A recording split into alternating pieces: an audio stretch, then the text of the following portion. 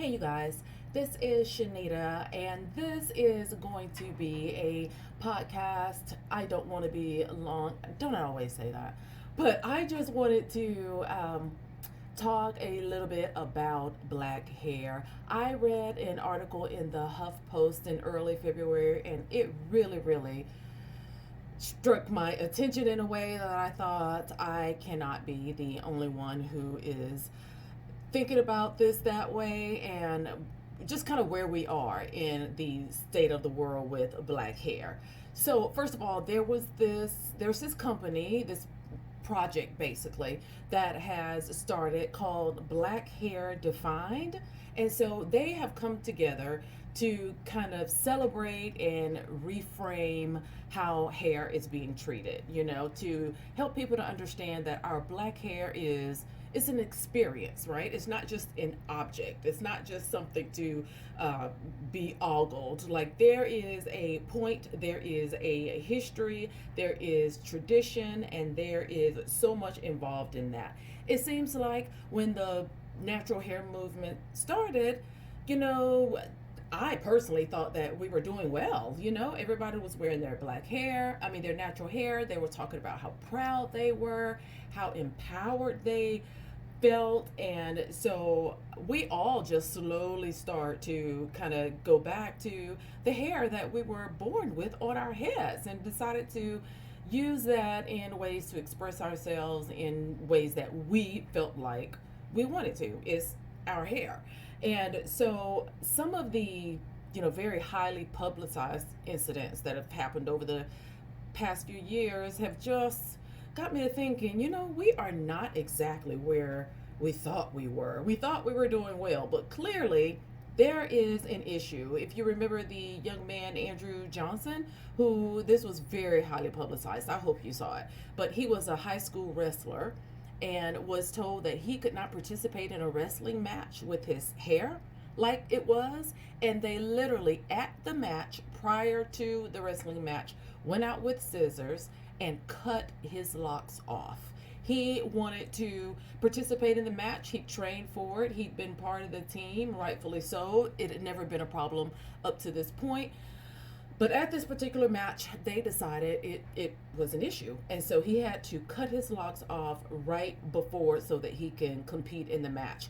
And also, there was a white woman who ran a nonprofit organization who celebrated the fact that young men were cutting their hair because she said that it would give them, quote, a better life, unquote. And there have just been all kind of cases right now of black people, particularly black women, whose hairstyles are being rebuked all over the world in their workplace. And it's so ridiculous because, first of all, in incidents like these, the bigotry, because that's basically what it is twofold. Number one is the bigotry of just discrimination in and of itself, right? The fact that you're not allowed to wear your hair to work somewhere, or you're not allowed to model in a certain fashion show with a certain hairstyle, or there's been several TV anchors who's talked about their experience at news stations with people having issues with their natural hair. Like, is their hair. We are so used to the straight hair being this standard for beauty, and so when black people were wearing a hair straight, when we wear a wig, when we all had relaxers, well, that was considered conservative and it was considered the professional look. And now all of a sudden we're wearing our real hair and people are having a problem with it. And so there is so much pressure put onto black women with feeling anxious about the hair that God gave them, literally the hair that is growing out of their skin. I am going to put up a graph right now in this video that is going to show you the percentage of black women versus white women who have talked about feeling anxious about wearing their hair.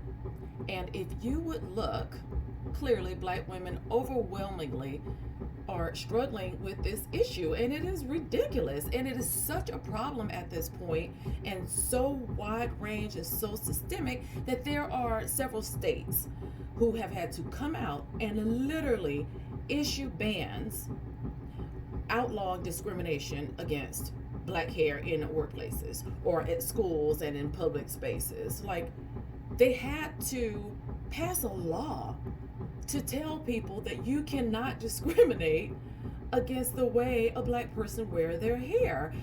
New York was one of those that did it, and California, and I believe New Jersey is another one that has come out and had to pass laws for this because it was becoming such a widespread issue. And so the other thing is, so I said the bigotry was twofold. Number one, there's the discrimination, the fact that you just have to, that you can't wear your hair in certain areas where you want it to. And then the second act of bigotry is the fact that you have to seek approval in the first place. Like, that in and of itself, I have to ask you if it's okay that I wear my hair like this.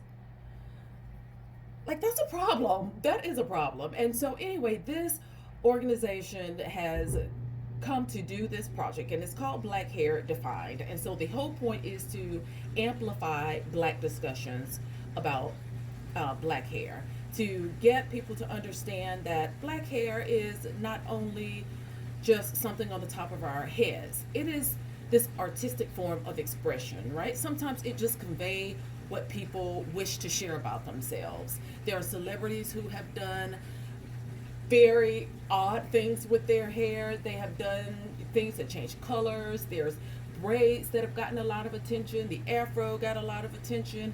People tinting, young men particularly, growing locks and deciding to color the ends of their hair.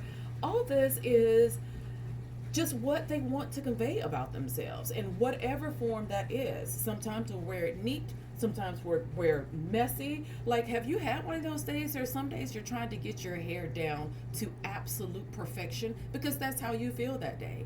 And maybe in 4 days from now, you just don't care. You're just trying to get where you need to go, and you'll just grab it and put it up in a messy bun and go out the door.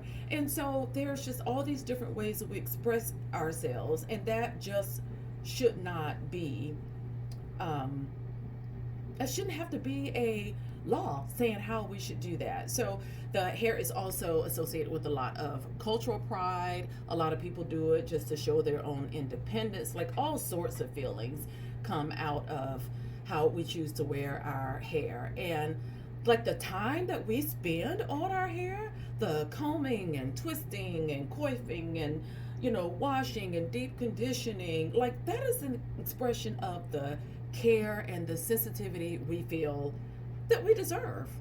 Like, we've always been taught that our hair is our crown and glory. Sometimes it's the first thing you fool with in the morning when you get up. Sometimes it's the last thing you touch when you go to bed at night.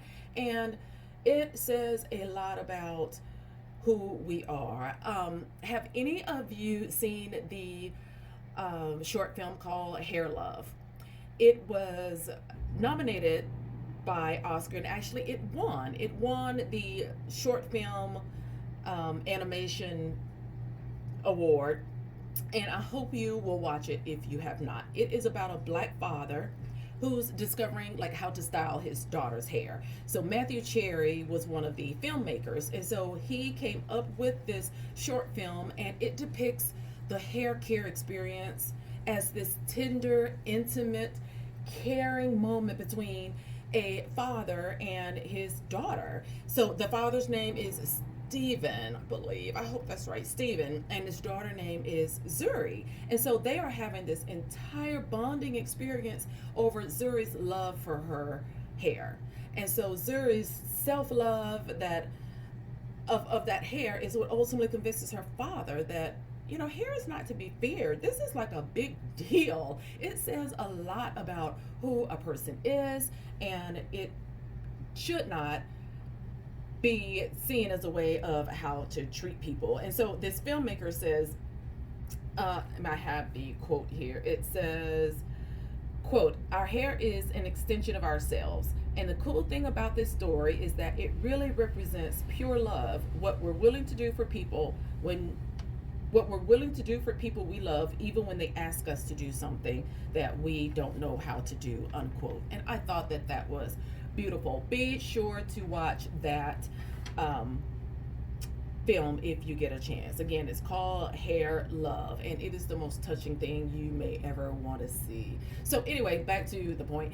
A lot of universities, a lot of academic institutions, and scholars in general are beginning to pay closer attention to black hair as this experience. It's a way to show self love, it's a way to show a love for others, and it is that rather than just this object to be Googled at or to be, touched or to be, it's like, don't touch my hair. Don't touch my hair. I think that's just kind of where that whole thing come from. We're more than that, and this is my expression of myself. Just like I don't want you touching my body in a way, I don't want you touching my hair, and that just should be reflected. And so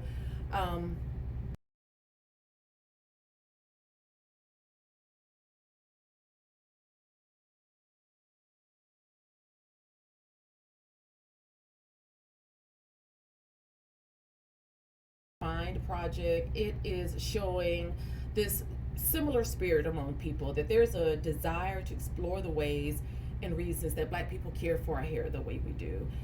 Yes, sometimes we make choices that are it show the world's oppressiveness, but there are times that our hair choices show the journeys we've traveled, or where we've been, or how much work we put into it, or how self-driven we are. It speaks a lot about that. And so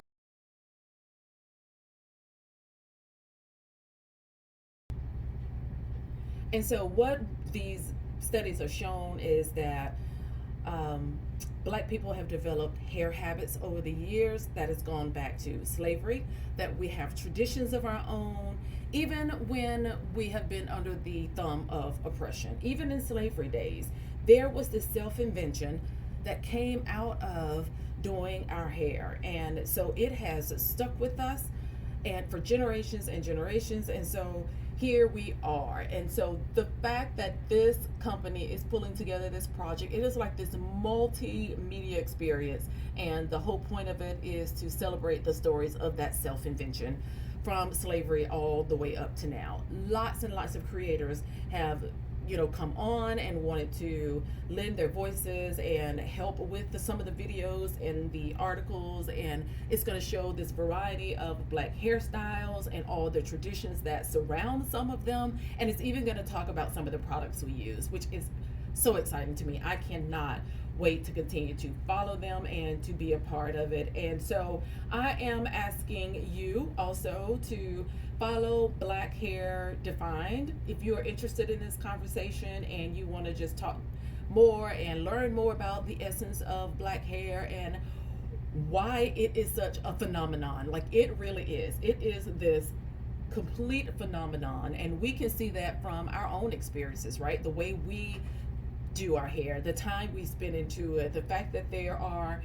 YouTubers and podcasts and all manner of media places that are coming forward to talk about it. It's interesting. Other people find our hair fascinating, but this is about us, and this is for us in our communities, and we want to help our kids understand that the standard of beauty is you. Like, you are the standard of beauty, however you are in your body and whatever your hair looks like. We don't want them to grow up thinking that their hair needs to be straightened, or it needs to be colored, or it needs to be long, or you have hair that is precious just the way God made it. We're going to learn to take care of it. I'm going to show you methods to keep it healthy, but just to completely amplify how beautiful it is. And they need to see that. They don't need to just hear that. They need to see other adults, men and women, love their hair and talk about it. And they need to see you putting the attention into it. They need to learn those healthy ways as well, because if we don't take care of them and we don't show them this, then they are going to learn that that standard of beauty is something else. And it absolutely is not. So that is my rant. That is my opinion or commentary on this project and this article. I found it extremely fascinating, and I'm going to continue to follow what this group is doing. And if you're interested in any updates yourself, be sure to let me know, and I will continue to talk about this. But more than that, I want to talk about you personally. Please share your experiences with feeling pressure about wearing your black hair. Have you, for my own story, let me just go ahead and just put this out here. I know for myself, there are job interviews where I have gone above and beyond the night before to make sure that my hair is in its most perfect state as I can get it.